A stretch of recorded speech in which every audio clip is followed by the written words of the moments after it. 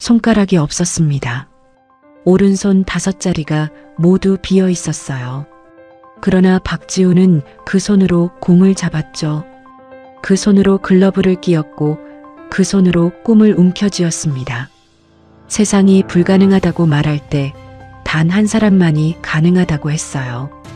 그리고 그 한 사람의 믿음이 결국 세상을 바꿔놓았습니다. 이것은 기적이 아니었어요. 이것은 싸움이었습니다. 이야기가 시작되기 전 잠시만 함께 해주세요. 오늘 이 이야기가 여러분 마음 한켠에 오래 남기를 바랍니다. 마음에 닿으셨다면 구독과 좋아요로 함께 해주세요. 봄비가 내리는 토요일 오후였습니다. 서울 성동구 한 주택가 골목, 낡은 담벼락에 반쯤 기댄 11살짜리 소년이 텔레비전 화면을 뚫어지게 바라보고 있었어요.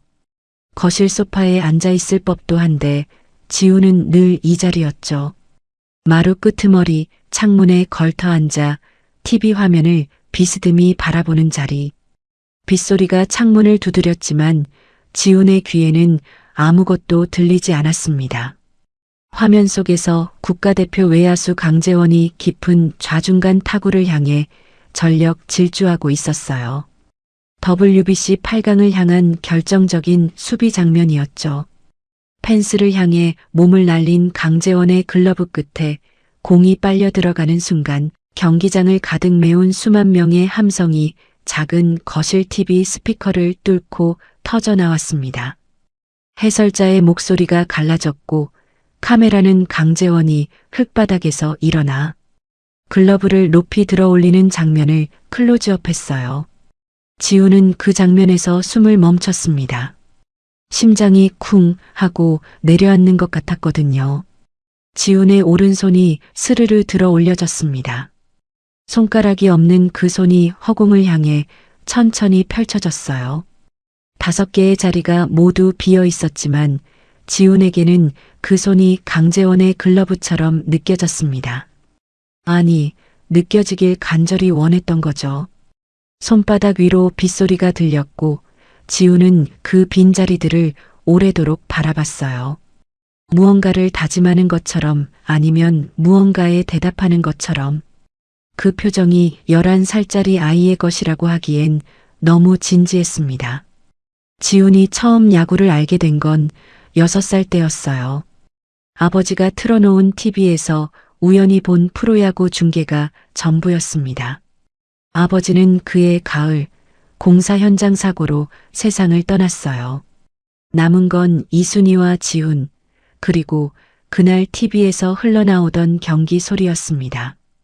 이순희는 그 이후로 야구 중계가 나오면 채널을 돌리지 않았어요.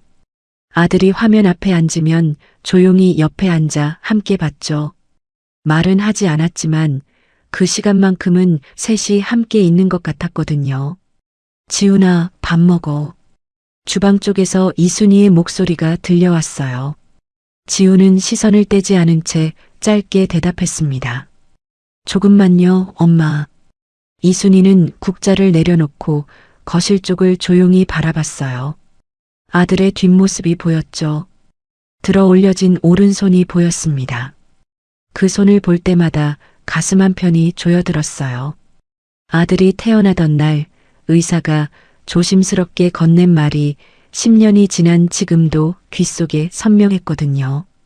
오른손 5손가락이 모두 결손된 상태입니다. 이순희는 눈을 감았다가 천천히 떴습니다.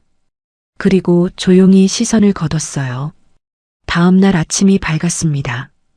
지우는 가방에 야구공 하나를 챙겨 넣고 집을 나섰어요. 동네 공터에서 혼자 담벼락을 향해 공을 던지는 것, 그게 지훈의 일과였죠. 왼손으로 공을 쥐고 오른팔로 균형을 잡으며 던지는 동작은 어색하고 불안정했지만 지훈은 매일 반복했습니다. 공이 담벼락을 맞고 튀어오를 때마다 지훈의 눈빛이 달라졌어요. 무언가를 확인하는 눈빛, 스스로에게 조용히 묻는 눈빛이었습니다. 그날따라 공터 한쪽에 낡은 접이식 의자 하나가 놓여 있었고 그 위에 중년 남자가 앉아 캔커피를 홀짝이며 지훈을 바라보고 있었어요. 50대 초반의 그 남자는 점퍼 가슴팍에 성동 라이온즈라는 글씨가 희미하게 새겨진 옷을 입고 있었습니다. 최강민이었어요. 성동 라이온즈 리틀 야구단 감독. 단원이 7명밖에 남지 않아 해체 직전이라는 소문이 동네에 파다했죠. 최강민은 아무 말도 하지 않고 지훈이 공을 던지는 모습을 한참 지켜봤습니다. 10분, 20분, 30분이 흘렀어요. 지훈은 그 시선을 의식하지 못한 채 계속 공을 던졌죠. 땀이 이마를 타고 흘렀지만 멈추지 않았습니다. 오른팔이 균형을 잃을 때마다 지훈은 멈춰서서 자세를 다시 잡았고 그때마다 최강민의 눈이 미세하게 움직였어요. 이 아이는 교정받은 적이 없다. 누가 가르쳐 준 것도 아니다.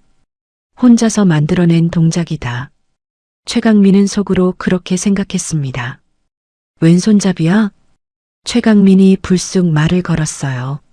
지훈이 고개를 돌렸습니다. 아니요. 오른손이 이래서요. 지훈이 오른손을 들어 보였어요. 손가락이 없는 손. 보통 사람이라면 눈을 피하거나 어색하게 웃었을 테죠. 최강민은 달랐습니다. 그는 천천히 일어나 지훈 앞으로 다가오더니 그 손을 가만히 바라봤어요. 오래, 진지하게, 측은하게 보는 눈빛이 아니었습니다. 설계도를 검토하는 기술자의 눈빛이었어요. 공 잡을 때 어디에 걸어? 손바닥이랑 엄지 사이요. 던질 때 회전은? 잘 모르겠어요. 그냥 던지는 거라서요. 최강민은 잠시 생각에 잠겼습니다. 그러더니 점퍼 주머니에서 야구공을 꺼내 지훈에게 건넸어요. 한 번 더 던져봐. 내가 볼게. 지훈은 공을 받아들었습니다.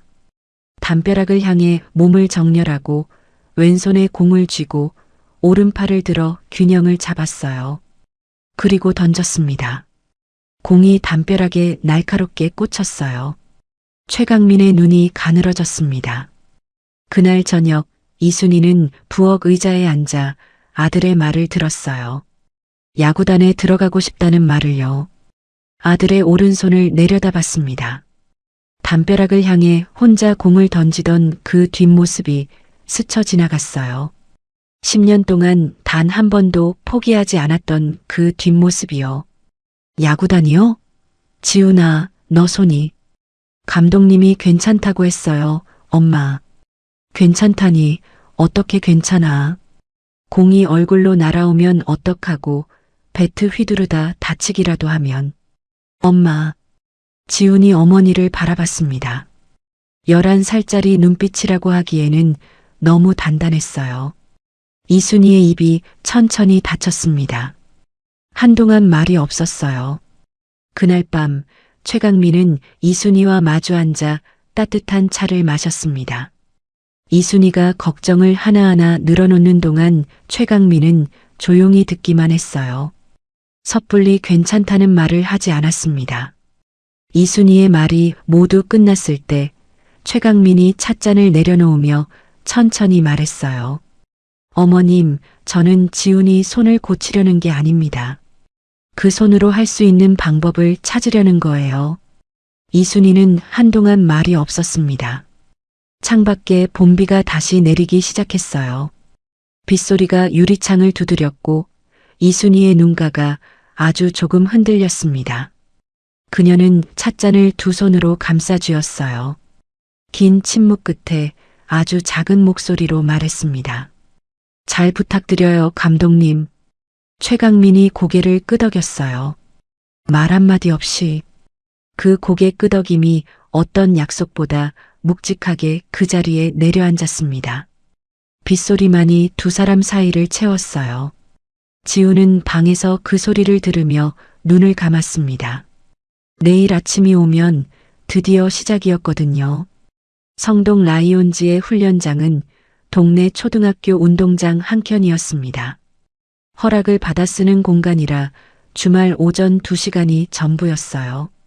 낡은 배팅티 하나, 헤어진 포수 장비 한 세트, 공이 담긴 바구니 2개. 그게 전부였죠. 단원은 지훈을 포함해 8명이었습니다. 대부분 야구가 좋아서 모인 게 아니라 방과 후 갈 곳이 없어서 흘러들어온 아이들이었어요.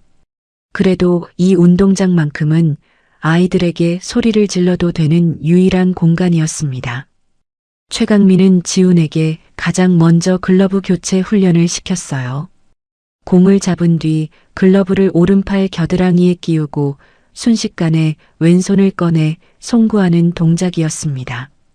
프로 선수 짐 에봇이 했던 방식과 유사했지만 지훈은 오른손 손가락이 아예 없었기 때문에 글러브 고정이 훨씬 불안정했어요. 공을 잡고 글러브를 빼는 동작 사이에 번번이 공이 바닥에 떨어졌습니다. 처음 2주는 그 동작만 반복했어요. 잡고 겨드랑이에 끼우고 꺼내고 던지고, 잡고 끼우고 꺼내고 던지고. 최강민은 매 동작이 끝날 때마다 스톱워치를 눌렀습니다. 지훈은 그 숫자가 줄어드는 것을 확인하며 다시 공을 집어들었어요. 비가 와도 했죠. 손바닥에 물집이 생겨 터져도 멈추지 않았습니다. 밤에 이순이가 아들의 손에 연고를 바르면서 입술을 깨물었지만 아무 말도 하지 않았어요. 말하면 아들이 멈출까봐 두려운 게 아니었습니다. 말하면 자신이 먼저 올 것 같아서였죠. 3번째 주가 됐을 때 달라진 게 있었어요. 동작 하나가 완성됐습니다. 공을 잡고 글러브를 빼는 시간이 드디어 1초 안으로 들어온 거예요. 최강민이 스톱워치를 보여줬을 때 지훈의 얼굴에 처음으로 환한 미소가 번졌습니다. 그 미소를 본 최강민이 조용히 고개를 끄덕였어요. 칭찬 한마디 하지 않았지만 그 고개 끄덕임이 지훈에게는 어떤 말보다 컸습니다. 그 무렵 동네 지역 커뮤니티에 글이 하나 올라왔어요. 손가락 없이 태어난 아이가 야구단에서 훈련 중이라는 내용이었습니다. 누군가 공터에서 지훈이 훈련하는 모습을 찍어 올린 짧은 영상이 함께였어요. 영상은 빠르게 퍼졌죠. 댓글에는 응원의 말이 쏟아졌습니다.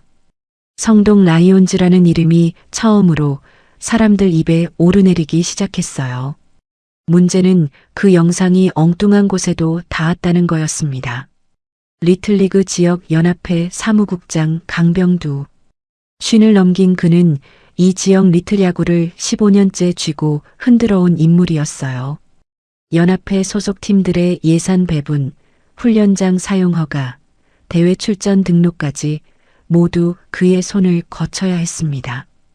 강병두는 성동 라이온즈를 오래전부터 눈엣 가시로 여겨왔어요. 최강민이 그의 예산 운용 방식에 공개적으로 문제를 제기했던 과거가 있었기 때문이죠. 그 일 이후로 강병두는 성동 라이온즈가 스스로 무너지길 기다렸습니다. 이제 거의 다 됐다고 생각했거든요. 그런데 이 영상이 팀을 살려버릴 수도 있었습니다. 강병두는 영상을 보며 표정이 굳었어요. 사무실 의자에 등을 기댄 채 화면을 한참 들여다봤습니다. 그러더니 조용히 전화기를 들었어요. 며칠 뒤 지역 리틀리그 충계대회 출전 신청서가 반려됐습니다. 사유는 단원 자격 미달이었어요. 강병두 측은 지훈의 신체 검사 서류를 문제 삼았습니다. 야구는 양손 사용이 기본이며 한쪽 손에 기능적 결손이 있는 선수는 안전을 위해 출전, 자격 심의를 별도로 거쳐야 한다는 내부 규정을 들이밀었어요. 규정집 어디에도 명시되지 않은 조항이었습니다. 최강민이 사무국을 찾아갔어요. 강 국장님, 그 규정이 몇 조 몇 항에 있는 건지 보여주시겠어요? 강병두는 안경을 고쳤으며 서류를 들여다보는 척했습니다. 내부 지침이야, 최 감독. 규정집에 다 담길 순 없잖아. 내부 지침이라면 문서가 있어야 하지 않습니까? 공문으로 받아볼 수 있을까요? 강병두의 눈이 가늘어졌어요. 서류를 탁자 위에 내려놓으며 낮은 목소리로 말했습니다. 최 감독, 좋게 말할 때 그냥 넘어가. 그 아이 잘못되면 책임은 누가 져? 나는 그 아이 다치는 거 보고 싶지 않아서 하는 말이야. 말은 그럴싸했지만 눈빛은 달랐습니다. 최강민의 주먹이 무릎 위에서 천천히 쥐어졌어요. 돌아오는 길, 최강민은 차 안에 한참을 앉아 있었습니다. 핸들을 잡지 않은 채로. 강병두의 말이 걱정이 아니라는 건 누가 봐도 알 수 있었어요. 지훈이 주목받기 시작하는 게 불편한 거였죠. 성동 라이온즈가 살아남는 게 불편한 거였습니다. 최강민은 눈을 감았다가 천천히 떴어요. 그리고 시동을 걸었습니다. 강병두는 그것으로 끝내지 않았어요. 연합회 내부에 소문을 퍼뜨리기 시작했습니다. 성동 라이온즈가 장애 아동을 홍보수단으로 이용하고 있다는 내용이었어요. 아이의 꿈을 빌미로 언론 노출을 노리는 것 아니냐는 말도 덧붙였죠. 말은 물처럼 흘렀고 귀를 가리지 않은 사람들 사이로 스며들었습니다. 며칠 새 연합회 소속 다른 팀 감독들이 최강민을 대하는 태도가 달라졌어요. 예전엔 그냥 지나치며 눈인사라도 했는데 이제는 시선을 피했습니다. 최강민의 귀에도 그 소문이 들어왔어요. 그는 아무 반응도 하지 않았습니다. 단 한마디도. 그저 다음 훈련 날 평소보다 조금 일찍 운동장에 나타나 라인을 그으며 지훈을 기다렸어요. 지훈이 뛰어오는 모습을 보자 최강민이 짧게 말했습니다. 오늘은 외야 수비 동선 해보자. 지훈이 고개를 끄덕였어요. 두 사람은 그렇게 또 하루를 시작했습니다. 소문이 어떻게 돌든 운동장 위에서만큼은 아무것도 달라지지 않았어요. 공은 여전히 날아왔고 지훈의 글러브는 여전히 그 공을 향해 뻗어나갔습니다. 중학교에 입학한 봄이었습니다. 지훈은 성동중학교 야구부에 지원했어요. 리틀리그 시절의 훈련 영상과 최강민의 추천서가 함께였죠. 야구부 감독 오재혁은 지훈의 영상을 보고 잠시 말이 없었습니다. 글러브 교체 동작, 외야 수비 동선, 타격 자세까지 한쪽 손에 손가락이 없는 아이라고는 믿기 어려운 수준이었어요. 오재혁은 지훈을 받아들였습니다. 문제는 팀 안에서 시작됐어요. 야구부 선배들은 처음에 지훈을 신기하게 바라봤습니다. 그 시선이 사흘을 넘기지 못했어요. 신기함은 금세 불편함으로 바뀌었거든요. 지훈이 실력이 있다는 게 문제였습니다. 중학교 2학년 선배들도 쉽게 처리하지 못하는 외야 타구를 지훈은 거침없이 잡아냈어요. 타격 역시 마찬가지였죠. 왼손 하나로 배트를 쥐는 자세가 독특했지만 타구가 날카로웠습니다. 선배들이 수군대기 시작했어요.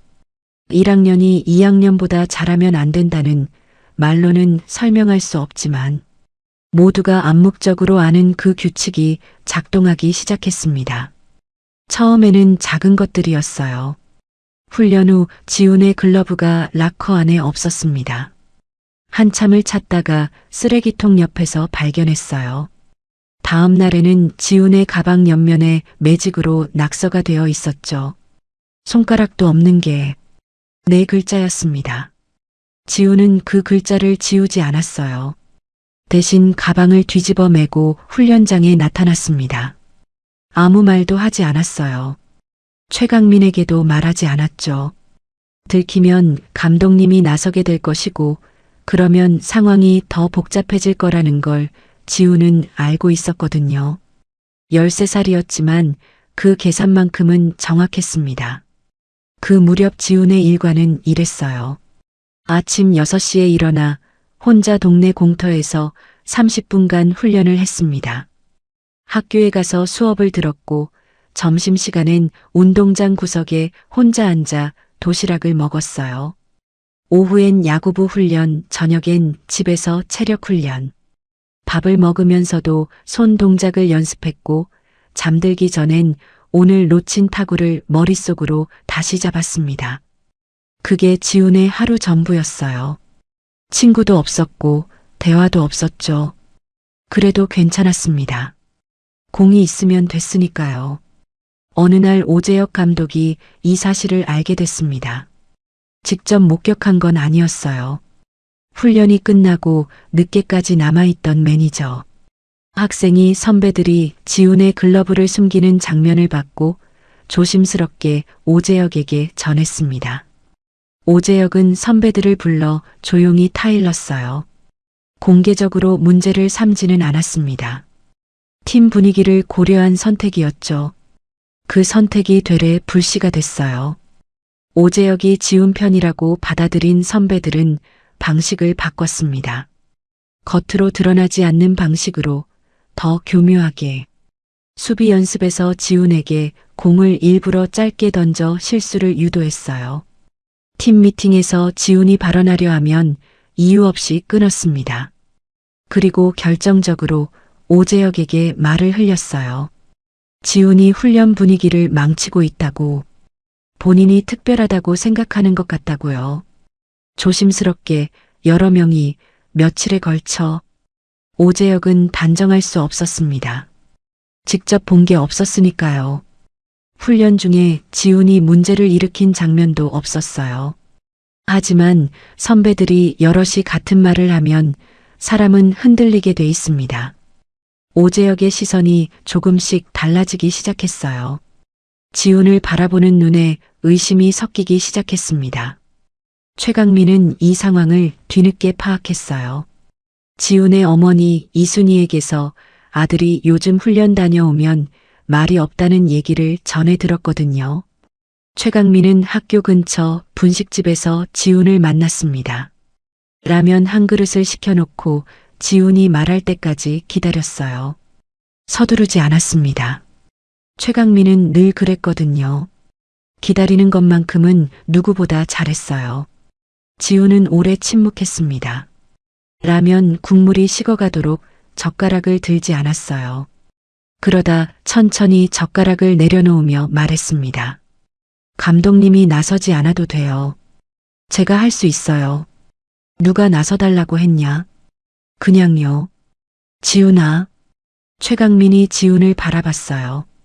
참는 거랑 버티는 거는 달라.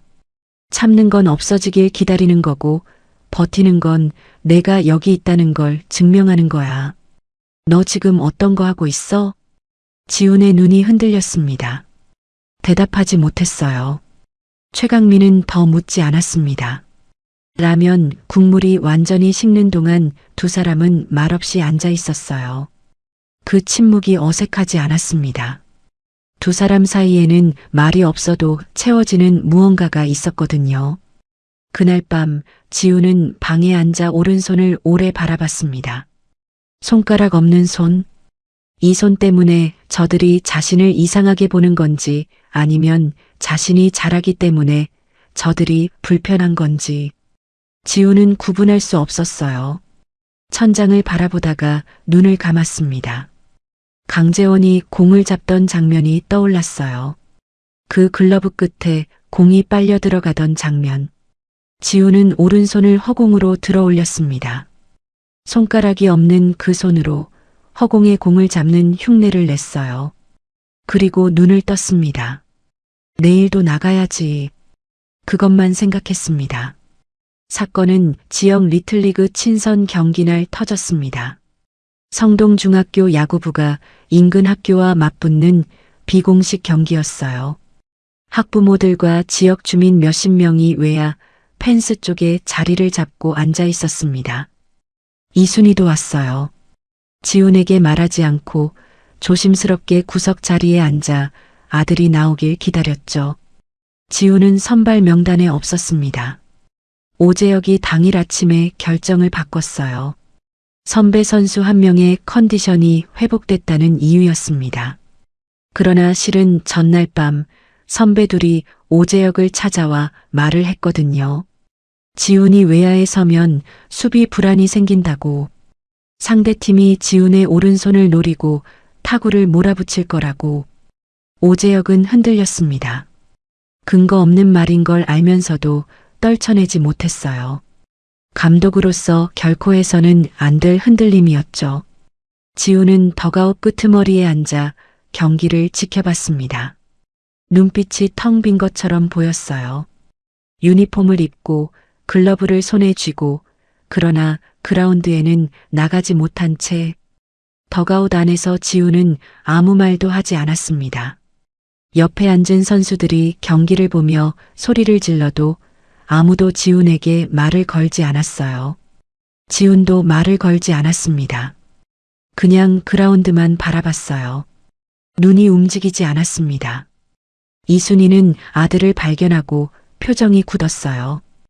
왜 안 나가냐고 물어볼 수도 없었습니다. 그냥 앉아서 경기를 봤어요. 지훈이 덕아웃에 혼자 있는 걸 보면서 손이 무릎 위에서 꽉 쥐어졌습니다. 아무 이유 없이 눈물이 차오르는 걸 이순이는 애써 눌렀어요.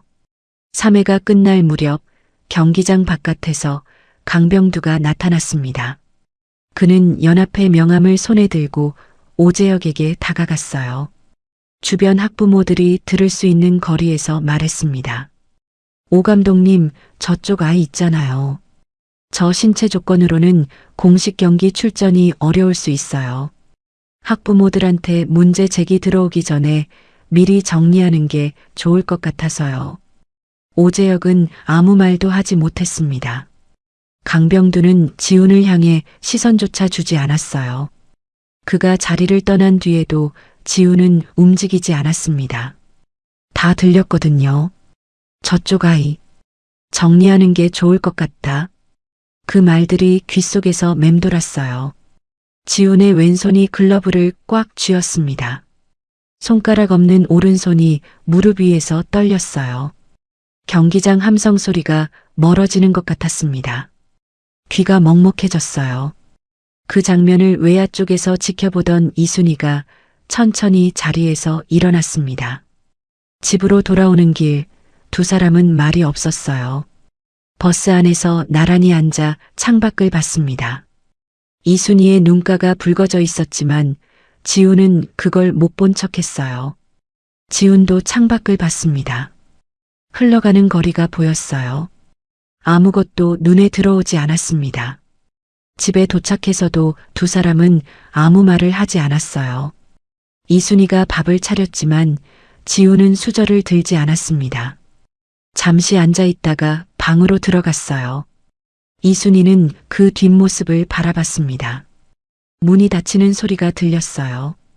이순이는 그 자리에서 한참을 움직이지 않았습니다. 그날 밤 이순이는 최강민에게 전화를 걸었어요. 감독님, 지훈이 그만하게 해야 할 것 같아요. 최강민은 전화를 받자마자 그 말을 들었습니다. 아무 말도 하지 않았어요. 이순이의 목소리가 떨리고 있었거든요. 감독님 때문이 아니에요. 그냥 이 이상은 못 보겠어요. 아이가 저렇게 상처받는 거. 최강민은 잠시 눈을 감았습니다. 전화기를 쥔 손에 힘이 들어갔어요. 한참 후에 그가 천천히 말했습니다. 어머님, 지훈이한테 물어봐 주세요. 어머님이 결정하는 게 아니라. 전화가 끊겼어요. 최강민은 핸드폰을 내려놓고 창밖을 바라봤습니다. 밤이 깊어 있었어요. 가로등 불빛이 빗속에 번지고 있었습니다. 최강민은 그 불빛을 한참 바라봤어요. 그리고 일어나 코트를 걸쳤습니다. 다음 날 지훈이 학교에 가지 않았어요. 처음 있는 일이었습니다. 이순이가 아침에 지훈 방문을 두드렸지만 대답이 없었어요. 방에 틀어박힌 채 지훈은 하루 종일 나오지 않았습니다. 밥도 먹지 않았어요. 이순이가 문 앞에 쟁반을 놓아뒀지만 저녁에도 그 자리에 그대로 있었습니다. 저녁 무렵 현관벨이 울렸어요. 이순이가 문을 열었을 때 최강민이 서 있었습니다. 우산도 없이 점퍼 어깨가 빗물에 젖어 있었어요. 최강민은 아무 말 없이 봉투 하나를 내밀었습니다. 이순이가 봉투를 받아들었어요. 지훈 방문 앞에 봉투를 밀어 넣었습니다. 한참이 지났어요. 방 안에서 소리가 없었습니다. 그러다 바스락 하는 소리가 들렸어요. 봉투 안에는 사진 한 장이 들어 있었습니다. 짐 에봇이 마운드에서 공을 던지는 흑백 사진이었어요. 오른손 손가락이 없는 채로. 그리고 사진 뒷면에 최강민의 글씨로 이렇게 쓰여 있었습니다. 누가 뭐라 해도 너는 지금 야구를 하고 있다. 지우는 그 사진을 오래 바라봤어요. 앞면을 봤다가 뒷면을 봤다가 다시 앞면을 봤습니다. 짐 에봇의 손이 보였어요. 손가락이 없는 그 손이 지훈의 오른손과 닮아 있었습니다. 지훈은 무릎을 세워 얼굴을 파묻었어요. 소리는 나지 않았습니다. 다만 어깨가 아주 조금씩 흔들렸어요. 지훈이 그날 처음으로 제대로 울었습니다. 아무도 없는 방에서 아무도 모르게. 이틀 뒤 지훈은 다시 공터에 나타났습니다. 글러브를 끼고 공을 손에 쥐고 아무 말 없이 담벼락 앞에 섰어요. 최강민은 그날도 접이식 의자에 앉아 있었습니다. 먼저 온 것도 아니고 늦게 온 것도 아니었어요. 지훈이 나타날 거라고 믿고 기다렸던 것처럼 두 사람은 아무 말도 하지 않았습니다. 지훈이 첫 번째 공을 던졌을 때 최강민이 스톱워치를 눌렀어요. 그게 전부였습니다. 설명도 위로도 안부도 없었어요. 공이 담벼락에 꽂히는 소리만 있었죠. 그리고 그게 지훈에게는 충분했습니다. 그 주에 최강민은 조용히 움직이기 시작했어요. 강병두가 사용한 규정 조항을 직접 파고들었습니다. 연합회 정관, 리틀리그 국내 운영 지침, 대한야구 소프트볼협회의 장애 선수 출전 규정까지 서울 시내 도서관 두 곳을 오가며 자료를 뽑았어요. 밤을 새운 날도 있었습니다. 이틀이 걸렸어요. 그리고 찾아냈습니다. 대한야구 소프트볼협회 운영 지침 제12조. 신체적 기능 차이를 이유로 아마추어 선수의 출전을 제한할 수 없으며 이를 위반한 경우 해당 기관의 운영 자격 재심의 대상이 된다. 강병두가 들이밀었던 내부 지침은 이 조항에 정면으로 위배됐습니다. 최강민의 손이 잠시 멈췄어요. 그러다 천천히 종이를 접어 주머니에 넣었습니다. 그리고 또 다른 움직임이 있었어요. 지훈의 훈련 영상을 꾸준히 지켜봐 온 사람이 있었거든요. 서울 마포구에 위치한 유소년 전문 클럽팀 마포 블루스의 단장 윤상철이었습니다. 마포 블루스는 전국 유소년 클럽 중 5손가락 안에 드는 팀이었어요. 체계적인 코칭 스태프와 훈련 시설을 갖추고 있었죠. 이 팀을 거친 선수 중 여럿이 고교 명문 야구부에 진학했고 그 중에는 이미 프로에 입단한 선수도 있었습니다. 윤상철은 지역 커뮤니티에서 지훈의 영상을 처음 봤을 때부터 메모를 해뒀어요. 그리고 두 번째 영상이 올라왔을 때 확신했습니다. 윤상철이 최강민에게 연락을 해온 건 지훈이 방에 틀어박혔던 그 주 금요일이었어요. 최 감독님, 박지훈 선수 지금 어떤 상황인지 여쭤봐도 될까요? 최강민은 전화를 받으며 창밖을 바라봤습니다. 잠시 생각했어요. 그리고 천천히 입을 열었죠.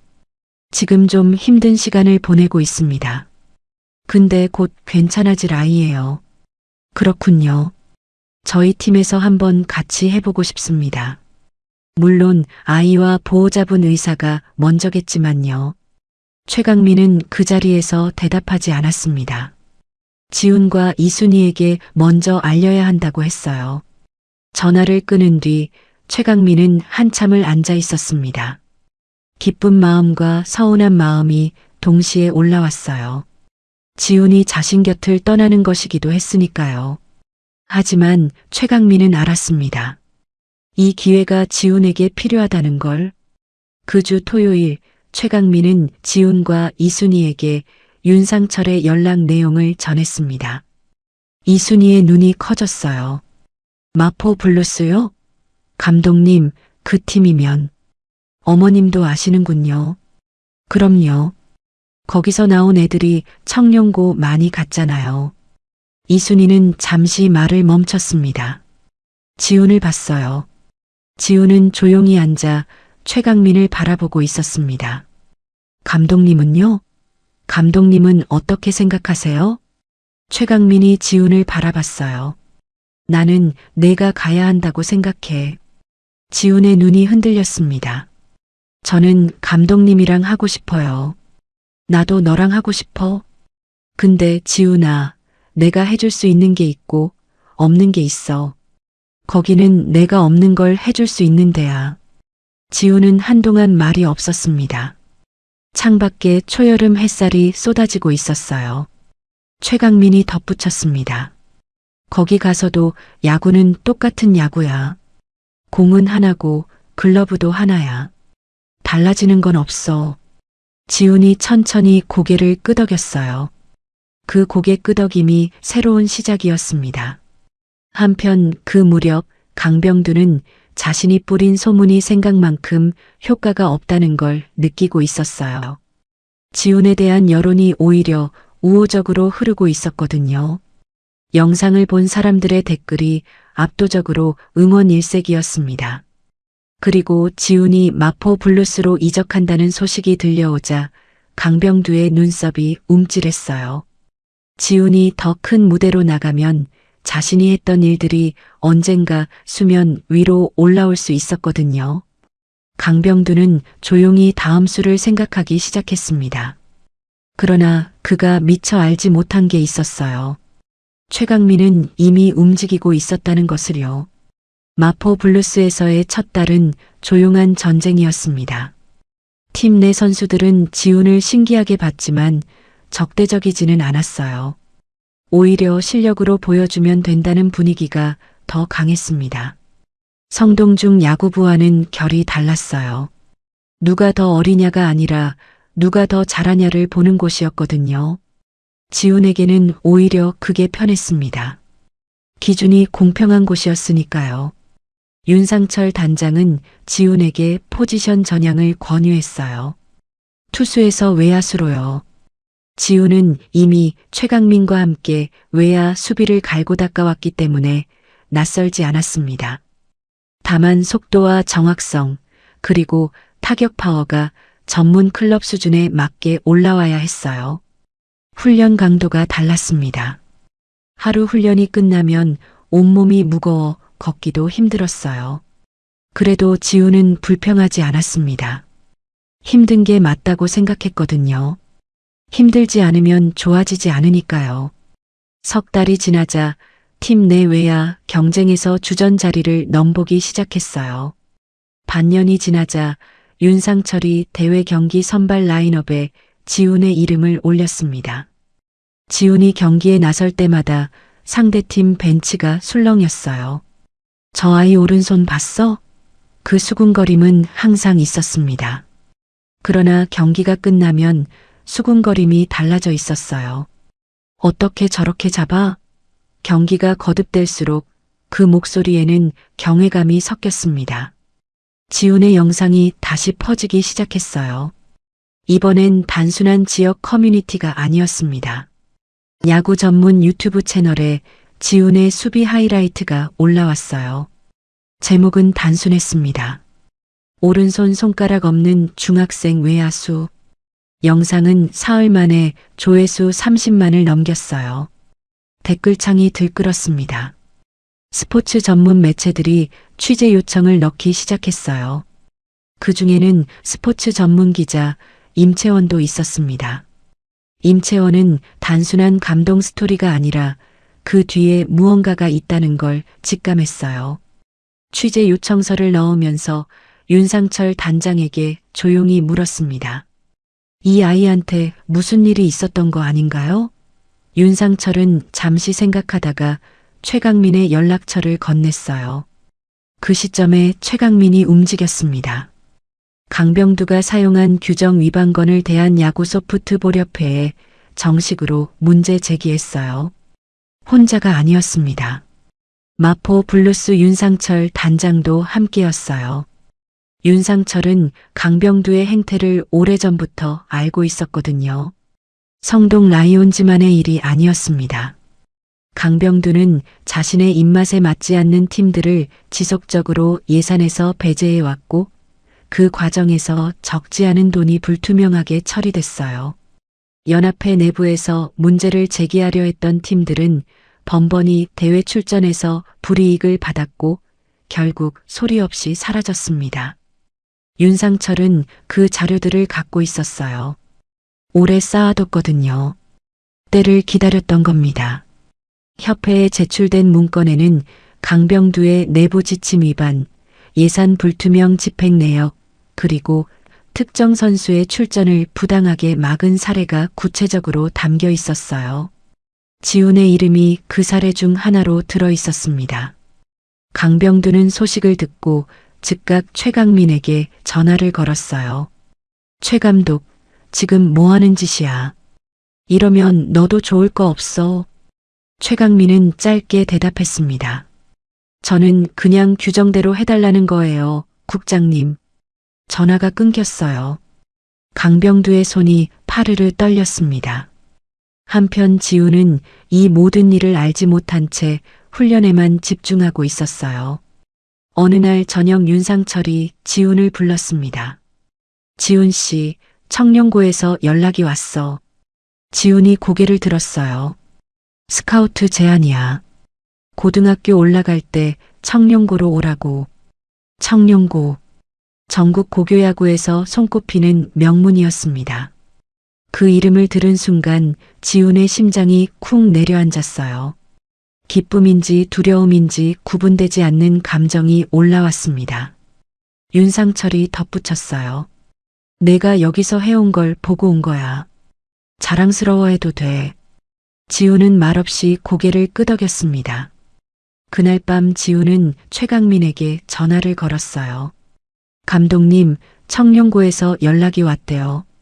전화기 너머로 잠시 침묵이 흘렀습니다. 그러다 최강민의 목소리가 들렸어요.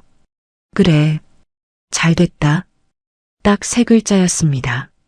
그런데 그 3글자에 담긴 게 너무 많았어요.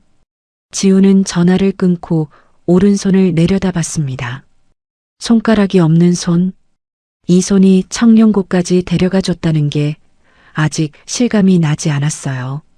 청룡고 입학 후 첫 번째 여름은 지독했습니다. 명문 고교 야구부의 훈련 강도는 클럽팀과 차원이 달랐어요. 하루 6시간 이상의 훈련, 투구 분석, 체력 훈련, 식단 관리까지 선수들 모두가 프로를 향해 달리는 사람들이었습니다.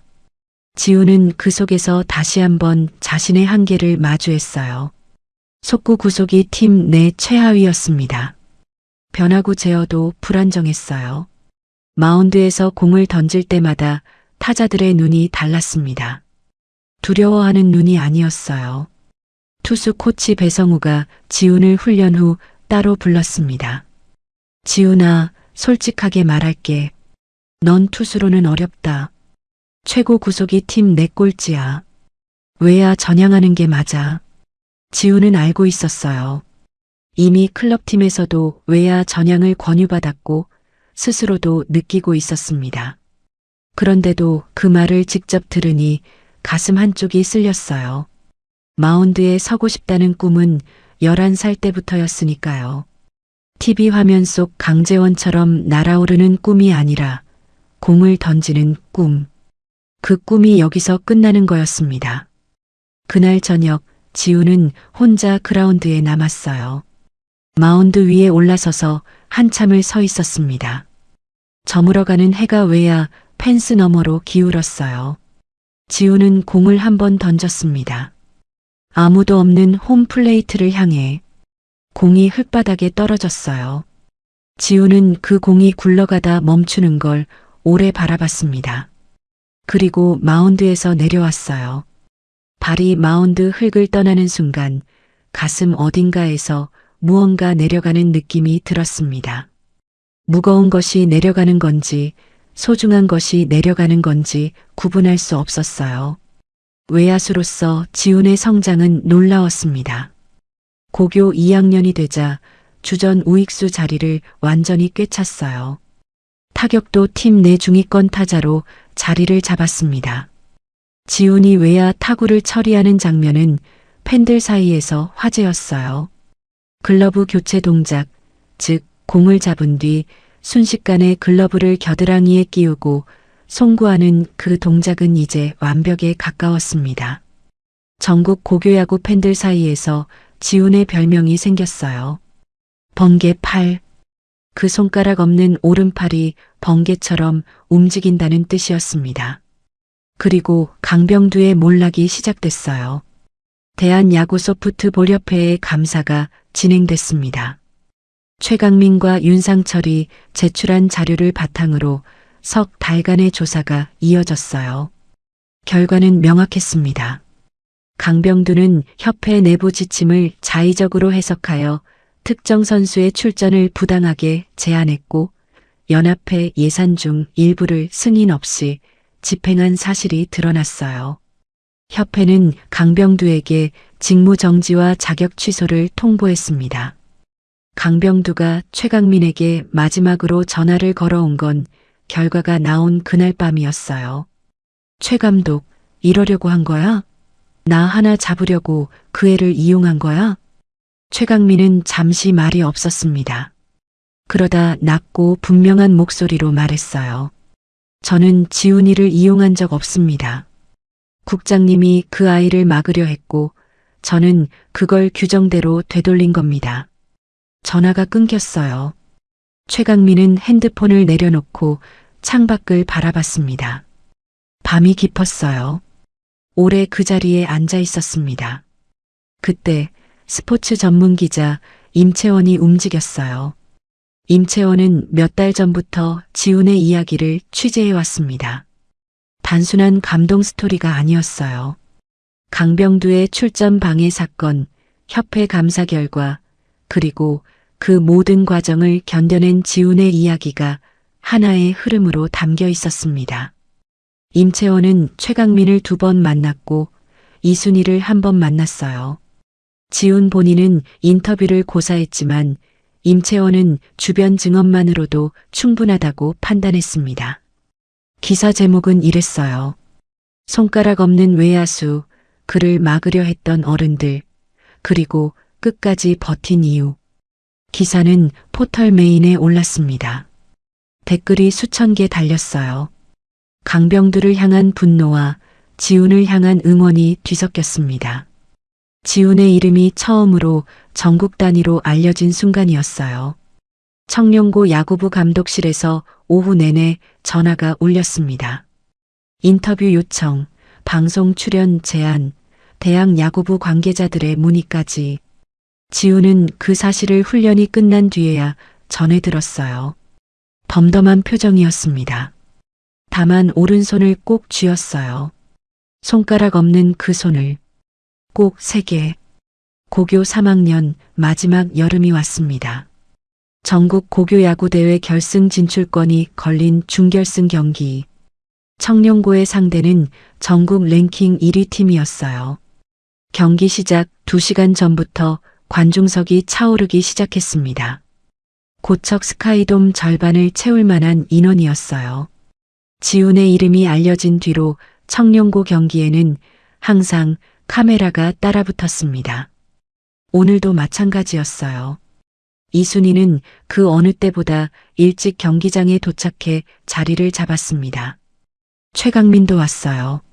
마포 블루스 윤상철 단장도요. 그들은 서로 말없이 고개를 끄덕이며 나란히 앉았습니다. 말이 필요 없었어요. 여기까지 오는데 얼마나 긴 시간이 걸렸는지 서로 누구보다 잘 알고 있었으니까요. 경기는 내내 팽팽했습니다. 1회부터 상대 투수가 날카로운 공을 뿌렸어요. 청룡고 타선이 번번이 막혔습니다. 4회에 청룡고가 먼저 점수를 냈지만 5회에 동점을 허용했어요. 이후 8회까지 1대1 동점. 그라운드 위 선수들의 얼굴이 긴장으로 굳어 있었습니다. 관중석은 숨을 참고 있었어요. 지훈은 그 긴장 속에서 묵묵히 자기 수비를 했습니다. 4회 우익선 라인 드라이브를 몸을 날려 잡아냈어요.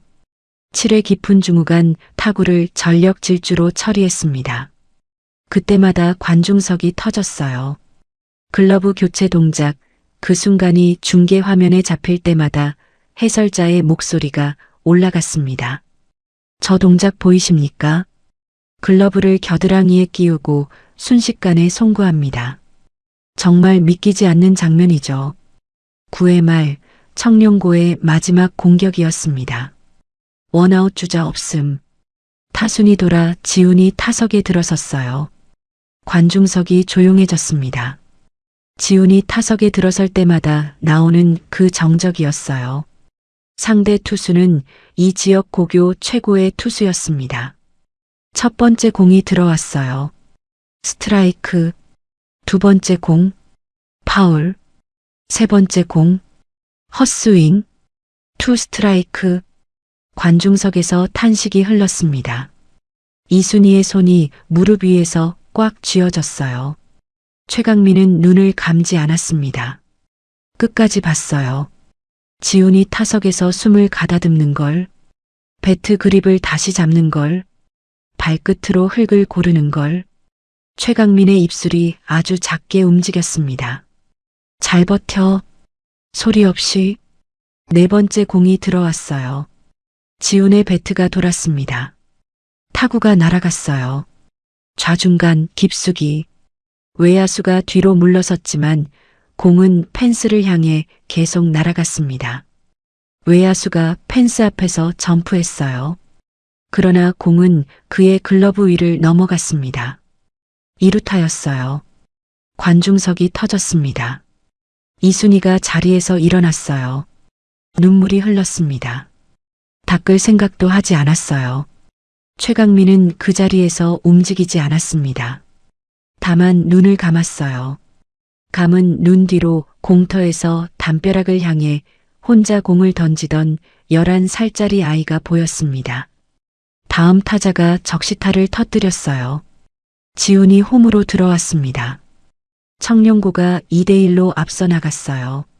9회 말 마무리 투수가 상대 타선을 3자 범퇴로 돌려세웠습니다. 청룡고가 결승에 진출했어요. 그러나 결승전에서 청룡고는 졌습니다. 상대의 벽이 높았어요. 지훈은 마지막 타자로 타석에 들어섰지만 삼진으로 물러났습니다. 그라운드를 떠나는 지훈의 등이 보였어요. 이순희는 눈물을 참지 않았습니다. 그런데 지훈은 울지 않았어요. 덕아웃으로 들어오는 지훈의 얼굴에는 후회가 없었습니다. 다 쏟아냈기 때문이었어요. 배트를 내려놓으며 지훈이 중얼거렸습니다. 혼자서 아주 작게. 다음엔 대학에서. 대학 진학 후에도 지훈의 이야기는 계속됐어요. 체육특기생으로 대학 야구부에 입단한 지훈은 1학년 때부터 주전으로 활약했습니다.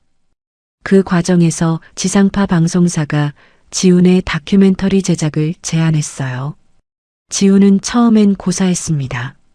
그런데 최강민의 한마디에 마음을 바꿨어요. 지훈아, 내 이야기가 누군가한테 첫 번째 공터가 될 수 있어. 다큐멘터리가 방영됐습니다. 시청률이 예상을 훌쩍 넘겼어요.